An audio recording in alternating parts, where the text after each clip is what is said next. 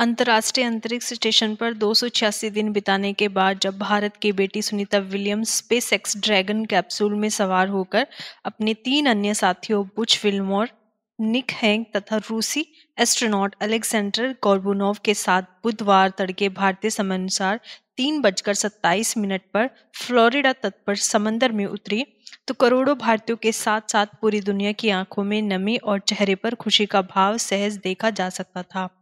आंखों में नमी इसलिए कि 17 घंटे का यह सफर किसी अग्नि परीक्षा से कम नहीं था और भारत अपनी एक बेटी कल्पना चावला को पहले ही खो चुका है। खुशी का भाव इसलिए कि 8 दिन के लिए अंतरिक्ष स्टेशन पर गई सुनीता ने 9 महीने तक जिस अदम्य साहस और धैर्य का परिचय दिया, वह हर भारतीय को गौरवान्वित करने वाला है। सुनीता विलियम ने पिछले वर्ष 5 जून को अपने साथी एस्ट्रोनॉट बुच विल्मोर के साथ बोइंग के स्टारलाइनर अंतरिक्ष यान पर सवार होकर अंतर्राष्ट्रीय अंतरिक्ष स्टेशन के लिए उड़ान भरी थी। उन्हें वहां पर केवल 8 दिनों तक ही रहना था, लेकिन उनके यान में तकनीकी खामी आ जाने की वजह से उन्हें 9 महीने के लंबे अंतराल तक वहां समय व्यतीत करना पड़ा। उनकी वापसी तब तक टलती रही जब तक कि स्पेसएक्स के ड्रैगन कैप्सूल को उन्हें वापस धरती पर लाने के लिए नहीं भेजा गया। हालांकि इस दौरान उन्होंने वहां रहकर कई शोध कार्य को अंजाम दिया। निक हैग और गोर्बुनोव पिछले साल सितंबर में 6 महीने के अंतरिक्ष मिशन पर आईएसएस पर पहुंचे थे। जब 17,000 मील प्रति घंटा की रफ्तार से स्पेसएक्स ड्रैगन कैप्सूल धरती के वायुमंडल में प्रवेश करता है, तो कुछ क्षणों के लिए इसका अमेरिकी अंतरिक्ष एजेंसी नासा के साथ कम्युनिकेशन ब्लैकआउट हो जाता है। यही वो क्षण था जब नासा के वैज्ञानिकों के साथ साथ दुनिया भर के लोगों की धड़कनों को मां ने थाम दिया था। वायुमंडल में प्रवेश के बाद अंतरिक्ष यान के प्लाज्मा शील्ड का तापमान 1927 डिग्री सेल्सियस तक पहुंच गया था, लेकिन हीट शील्ड अंतरिक्ष यात्री को इतनी तेज गर्मी से बचाने में मददगार साबित हुआ। भारतीय समयानुसार करीब 3:21 पर अंतरिक्ष यान ऑटोनॉमस यात्री स्वचालित हो गया था, यानी अंतरिक्ष यात्री इसे नियंत्रित नहीं कर रहे थे। इस दौरान उनके सामने लगे टच स्क्रीन पर वे सारी गतिविधियों को देख पा रहे थे। 3:24 पर पहले कैप्सूल के 2 पैराशूट खुले, जिससे इसकी रफ्तार और धीमी हो गई। कुछ देर बाद 2 और पैराशूट खुले और आखिरकार 3:27 पर वो घड़ी आ ही गई जिसका भारत समेत पूरी दुनिया को बेसब्री से इंतजार था। फ्लोरिडा तट पर समुद्र में स्पेसएक्स ड्रैगन कैप्सूल सुरक्षित रूप से नीचे उतरा और भारत की सबसे शानदार बेटियों में से एक सुनीता विलियम्स धरती पर आ गई। हाल ही के घटनाक्रमों ने फिर उनकी प्रेरणादायक दृढ़ता और सतत प्रयास को प्रदर्शित किया है। 17 घंटे का उनका सफर बेहद दर्दनाक रहा। नासा ने तैयार किया था वापसी का प्लान।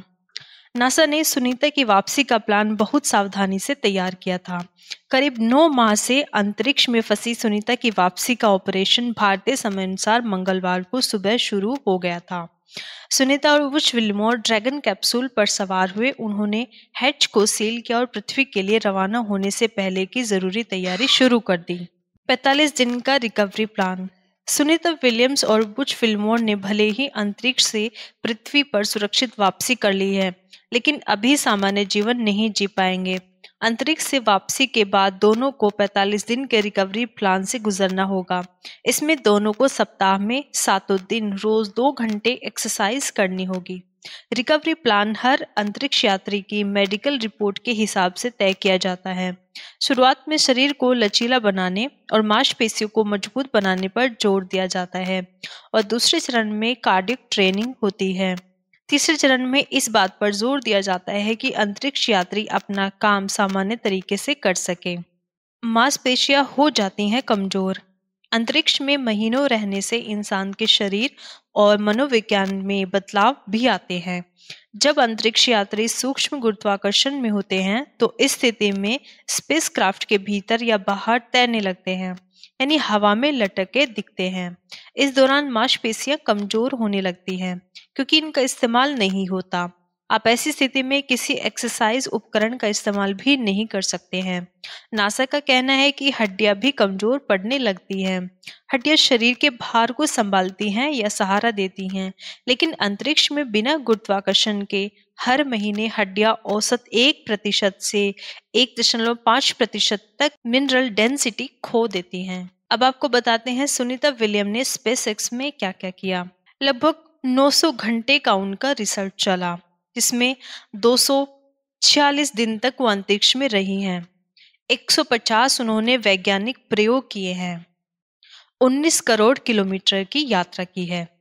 नासा के मुताबिक बुधवार को पृथ्वी पर लौटने से पहले इन्होंने पृथ्वी की 4,500 बार परिक्रमा की थी और 28,000 किलोमीटर प्रति घंटा की गति से करीब 19 करोड़ किलोमीटर की यात्रा की थी। ड्रैगन कैप्सूल को क्यों लगे 17 घंटे? सुरक्षित तरीके से वापस लौटने के लिए स्पेसक्राफ्ट को नियंत्रित डी ऑर्बिट बर्न करना था। डी ऑर्बिट बर्न का मतलब है स्पेसक्राफ्ट का खुद को स्प्लैश डाउन साइड के हिसाब से सही ट्रैजेक्टरी में लाना। लैंडिंग के दौरान कैप्सूल वायुमंडलीय घर्षण की वजह से अत्यधिक गर्म हो जाता है, जिससे स्पेसक्राफ्ट और चालक दल का धीरे धीरे नीचे उतरना जरूरी हो जाता है। स्पेसक्राफ्ट के उतरने की गति को धीमा करने के लिए ही पैराशूट तैयार किए जाते हैं, जिससे सुरक्षित लैंडिंग सुनिश्चित होती है। स्पेसएक्स मौसम की स्थिति, समुद्री धारा और रिकवरी जहाज की स्थिति के आधार पर लैंडिंग साइट का चयन करता है। सोयूज को लगते हैं 3.5 घंटे। सोयूज तेज गति से धरती पर वापसी करता है, जिससे स्पेस स्टेशन से अलग होने के बाद जल्द ही पृथ्वी के वायुमंडल में एंट्री की जाती है। वहीं ड्रैगन धीमी और नियंत्रित वापसी करता है। इसमें पृथ्वी की कई परिक्रमा शामिल होती है ताकि वायुमंडल में प्रवेश के लिए सबसे अनुकूल समय और स्थान को चुना जा सके। इसके अलावा सोयूज हमेशा जमीन पर उतरता है, जबकि क्रू ड्रैगन समुद्र में स्प्लैश डाउन करता है। यह सुनिश्चित करने के लिए कि मौसम और समुद्री स्थिति सही हो, वापसी में अतिरिक्त समय लिया जाता है।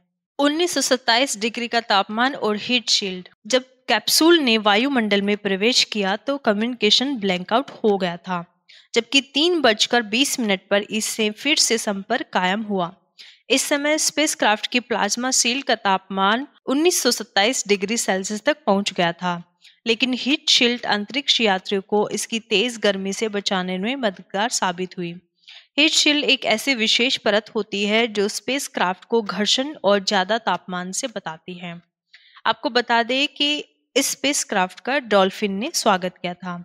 जिस समय कैप्सूल समुद्र में उतरा, उस समय समुद्र में डॉल्फिन्स ड्रैगन कैप्सूल के चारों ओर चक्कर लगाती हुई दिखी, मानो वह पृथ्वी पर सुनीता विलियम्स का स्वागत कर रही हूँ।